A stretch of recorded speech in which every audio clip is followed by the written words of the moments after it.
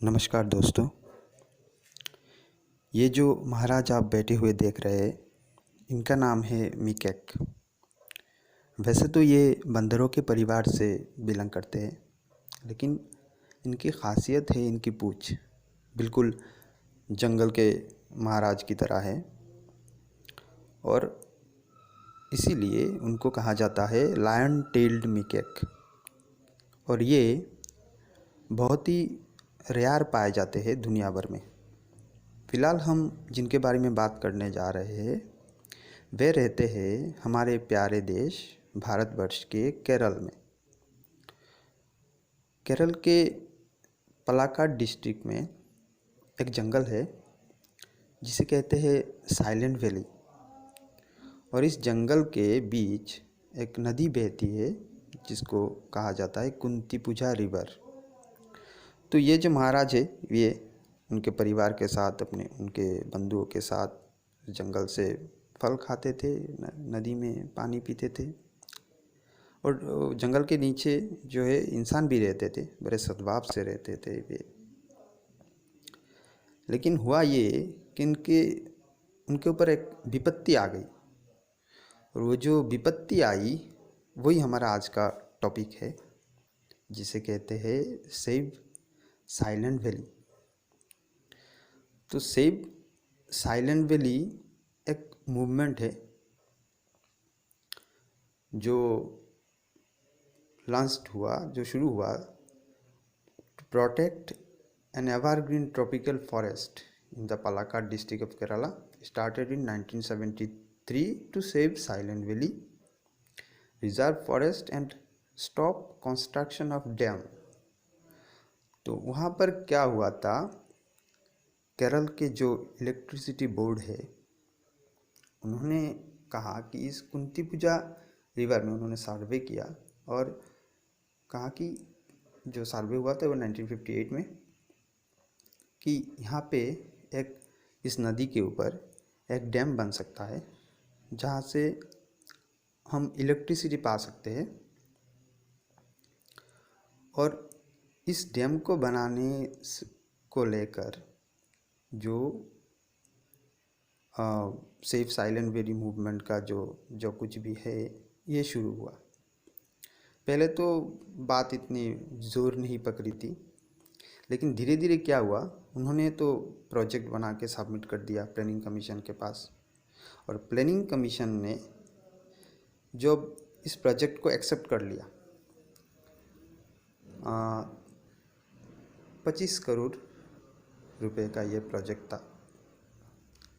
तो planning commission ने जब ये प्रोजेक्ट को अप्रूव कर लिया तब बात आ गई प्रधानमंत्री जी थे, इंदिरा गांधी जी थे, उनके पास गई। तो देखिए यहाँ पर लिखा है कि फरवरी 1973 the planning commission approves the project at A cost of about 25 crore.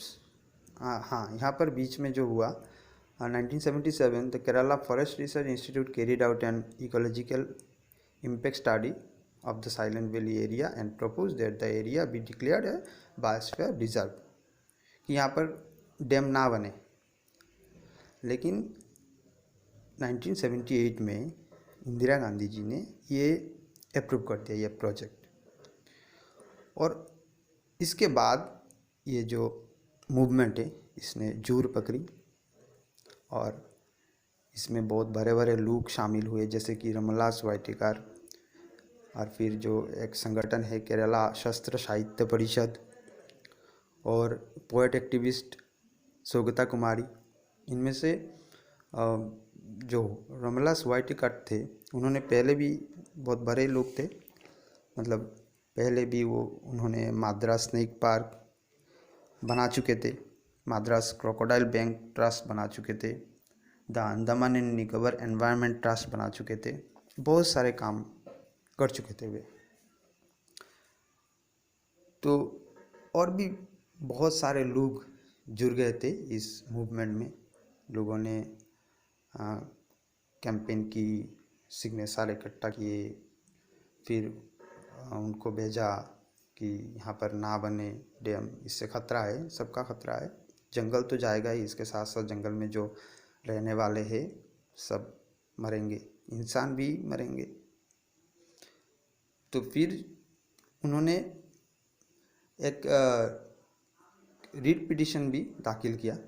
यहाँ पर आप तस्वीर देख सकते हैं रमला स्वाइटेकर और सगता कुमारी जी का।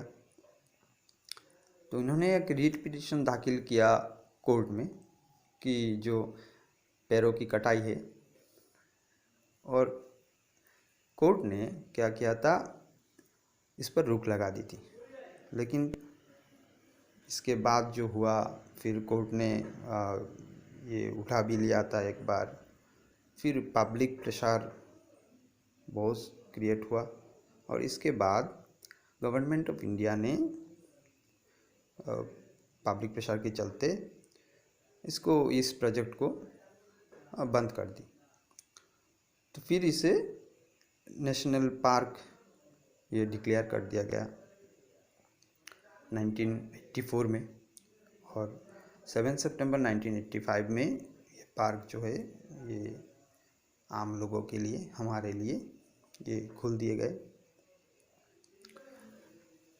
और इसके ऊपर एक डॉक्यूमेंट्री फिल्म भी बनी थी, राजस्थान से है शायद ये लोग, तो ओनली एन एक्स एवे।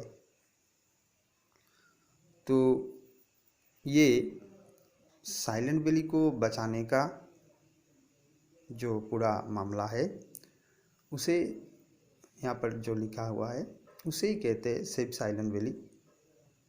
इनसे जुड़े हुए जो लोग हैं उनके बारे में कुछ जानना है, और ये जो घटना है उनके बारे में थोड़ा जानना है। बस एग्ज़ाम के लिए इतना ही काफ़ी होगा। नमस्कार।